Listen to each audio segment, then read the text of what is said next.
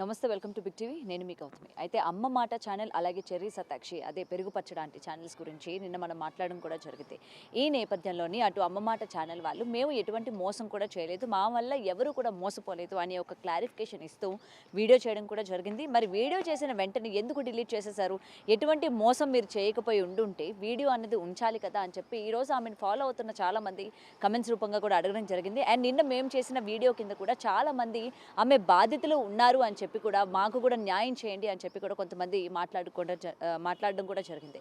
So ఇదే కాకుండా అటు పెరుగు పచ్చడి ఆంటీ కూడా అటు జ్యోతిష్యం ఇవన్నీ అయిపోయినట్టున్నాయి. ఇప్పుడు రీసెంట్గా ఆమె ఒక శారీస్ బిజినెస్ కూడా స్టార్ట్ చేసిందనమాట.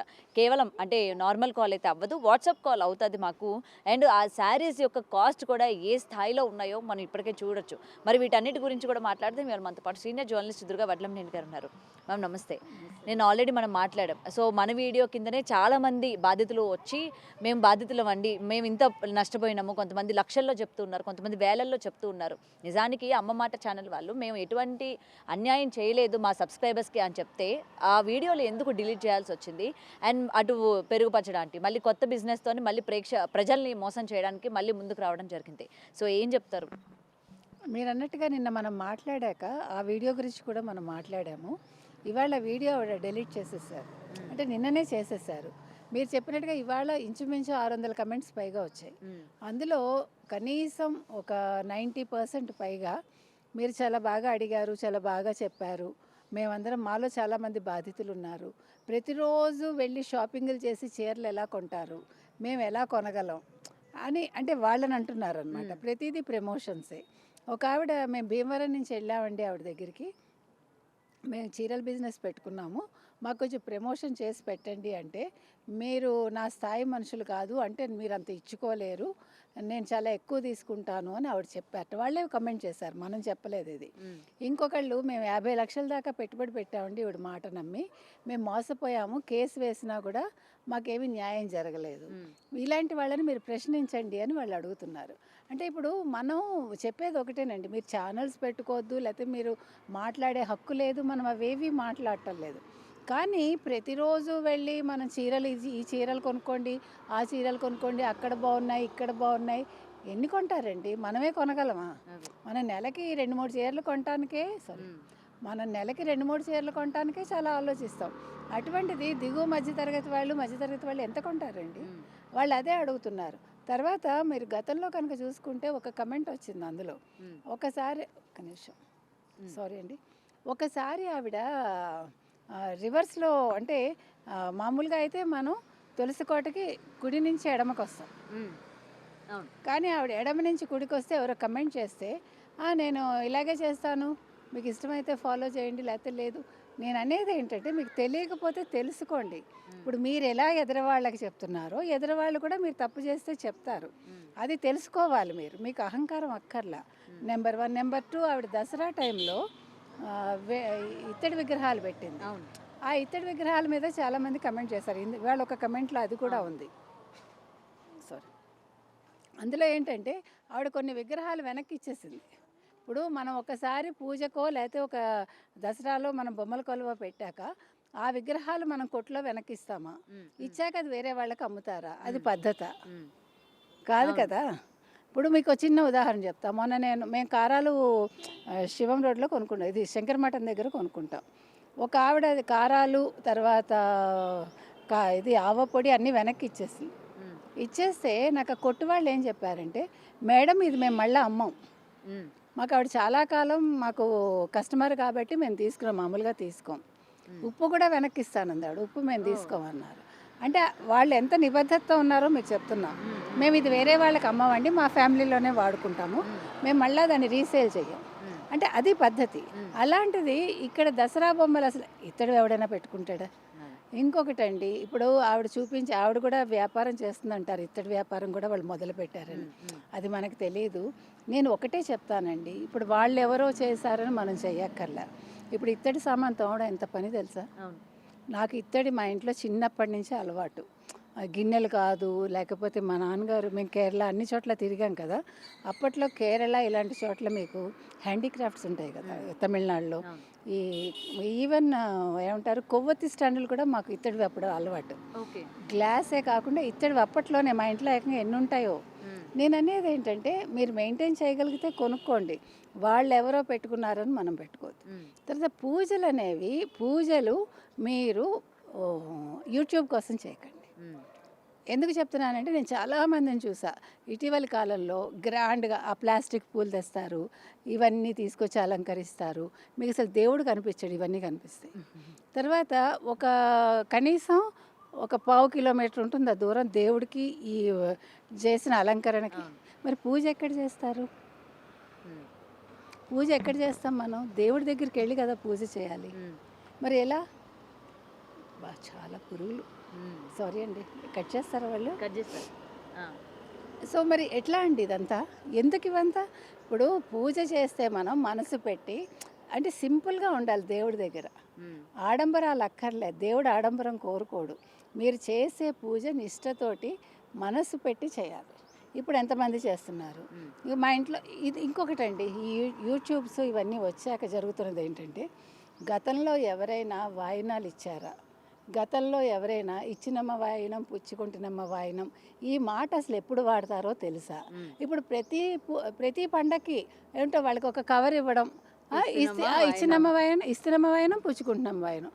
నాకు తెలియదు ఇది, అది ఒక పర్టిక్యులర్ పూజకే వాడతారు అవి. మీకు తెలుసా? ఒక్క నిమిషం. ఒక పర్టికులర్ పూజకే వాడతారు, ప్రతిసారి వాడరు అలాంటివి, కొన్ని సందర్భాల్లోనే వాడతారు. ఒకటి. రెండోది, ప్రతి వాళ్ళు ఇప్పుడు పండగలు చేసేస్తున్నారు. ఒకప్పుడు బొట్లే పెట్టుకోలేదు, మీకు తెలుసో లేదు. ఒకప్పుడు పండగలే చేసేవాళ్ళు కాదు. ఇప్పుడు ప్రతిదీ చాలా గ్రాండ్గా పండగ. అసలు ఒక రకంగా మంచిదే పూజలు చేయటం, కానీ ఇది ఒక వేలం వెరిలాగా అయిపోయింది. ఇదేంటంటే వాళ్ళని ప్రదర్శించుకోవటం అనమాట. దీని మూలంగా ఓ వీడియో చేయటం. ఇప్పుడు మీరు ఇవి పెట్టారు, అప్పుడు పక్కవాడు చూసేవాడు, ఓ ఇవి ఎక్కడ కొన్నారు, భలే ఉన్నాయే, అడగడం వెంటనే. అంటే మీరు పూజ చేసేది మీకు వ్యూస్ రావాలి, మీరు పూజ చేసేది మీకు సబ్స్క్రైబర్స్ రావాలి, మీరు పూజ చేసేది డబ్బులు రావాలి. అది కాదు, మీరు సింపుల్గా చేయండి. దేవుడు ఎప్పుడు కూడా అంటే మీరు గుళ్ళల్లో మనం చూస్తే గర్భగుడి సింపుల్గా ఉంటుంది, దేవుడినే అలంకరిస్తారు, ఎక్కువ వేలం వెరిగా అలంకరణలు ఉండవు. మీరు గమనిస్తే కనుకైతే మనం చక్కగా మామిడి తోరణాలు కడతాము, చేస్తాము. ప్లాస్టిక్ పూలు అంటే ఇప్పుడు పెట్టుకుంటున్నారు వాళ్ళ ఇష్టం, నేను దాని గురించి అంటల్లా. ఈ పిండి వంటలు లేకపోతే ఈ చేసినవన్నీ చుట్టూ పెట్టేసి పూజ చేయడానికి ప్లేస్ లేకుండా అది చిత్రంగా అనిపిస్తుంది నాకు. రెండోది, ఇదే వీళ్ళ అమ్మాయిలు ఒక వీడియో చేశారు గతంలో, దీపాల్లో ఎన్ని వత్తులు వేయాలి, 2 వత్తులా 3 వత్తులా, అది చాలా వ్యంగ్యంగా చేశారు దాని మీద. వీళ్ళిద్దరు కూతుళ్ళు, ఈ జయమ్మ గారి ఇద్దరు కూతుళ్ళు. అంటే ఎందుకు చెప్తున్నానంటే ఒత్తులు అనేవి 2 కుందులు పెడతాము, 2 ఒత్తులు వేస్తాం మనం. నూనె కూడా నువ్వుల నూనె వాడతాము, కొంతమంది నెయ్యి వాడతారు, డిపెండ్స్ అది. తర్వాత మీకు పూజా విధానం అనేది ఎవరింట్లో వాళ్ళకి ఒక పద్ధతి ఉంటుంది, ఒకళ్ళు చెప్పి మనం చేయక్కర్లా. అంటే పూజ తెలియని ఇళ్ళు ఉండవు నాకు తెలిసి. ఇప్పుడు మీ అమ్మగారు చెప్పింది మీరు ఫాలో అవుతారు, మా అమ్మగారు మా అమ్మమ్మ చెప్పింది ఫాలో అయ్యారు, లేకపోతే వాళ్ళ అత్తగారు చెప్పింది ఫాలో అవుతారు. మనం పెళ్ళయ్యాక మన అత్తగారు చెప్పింది ఫాలో అవుతుంది. దానికి ఎవడో వచ్చి మనకి నువ్వు దీపాల్లో ఇన్ని ఒత్తులు వేయాలి, ఏంటండి ఇదంతా కొత్త సంప్రదాయాలు మనకు అవసరం? అండ్ కేవలం వీళ్ళు ఏంటంటే మీరు అన్నట్టు వ్యూస్ కోసము ఇగోండి పూజలు ఇలా చేయాలి, లేకపోతే ఈ విధంగా దీపాలు పెట్టాలి, ఈ విధంగా చేయాలి అని చెప్తూ ఉంటే చూసిన వాళ్ళు, ఎందుకంటే మా ఇంట్లో కూడా ఉన్నారు, ఇగో ఈవిడ చెప్పింది ఇలాగే చేయాలని, నువ్వు చెప్పేది కాదు నేను చెప్పేది కాదు, ఇవాళ నుంచి ఈవిడ చెప్పినట్టు చేద్దాం అంటే గుడ్డిగా నమ్మేస్తున్నారు వీళ్ళని. నేనే ఇప్పుడు ఈ దీపంలో ఈ నూనె వెయ్యండి, అది ఎవడు చెప్పాడండి? ఎక్కడా లేదు. నువ్వుల నూనె అనేది అనాదిగా వస్తుంది. లేకపోతే మనం ఆవదం నూనె ఎప్పుడు వాడామంటే చదువుకోవటానికి ఆవదం నూనె, కళ్ళకి మంచిది ఆవదం, కళ్ళకి చలవని ఆవదం వత్తులు వేసి పెట్టేవాళ్ళు. అంటే నేను అనేది కొత్తగా వీళ్ళని చూసి ఎవడు నేర్చుకోకర్లా. మీరు మీ సంప్రదాయం ఒకటి ఉంటుంది ప్రతివాడి. ఎందుకంటే ఇప్పుడు మీకు ఒక ఇంట్లో ఉండే పద్ధతి ఇంకో ఇంట్లో ఉండదు. మీరు అనుకుంటున్నారు ఒకే కులం వాళ్ళైనా వాళ్ళు ఉండే ప్రాంతాలను బట్టి అలవాట్లు మారుతాయి, వేరేగా ఉంటాయి. అంటే స్థానిక ఇది కూడా పడుతుంది వాళ్ళ మీద. కాబట్టి నేను ఇలా చేశాను కాబట్టి మీరు ఇలా చేయండి అవసరం లేదు, మీరు ఏం చేస్తున్నారో అదే చేయండి. మీకు దేవుడి మీద భక్తి ప్రధానం అంతే. అర్థమైందా? నేను చెప్తున్నది అది. ఇప్పుడు ఈ అమ్మ మాట కావచ్చు, లేకపోతే మీరు చెప్పిన పచ్చడాంటి కావచ్చు, ఈ మనకి కమెంట్స్లో చాలా మంది గురించి పెట్టారు.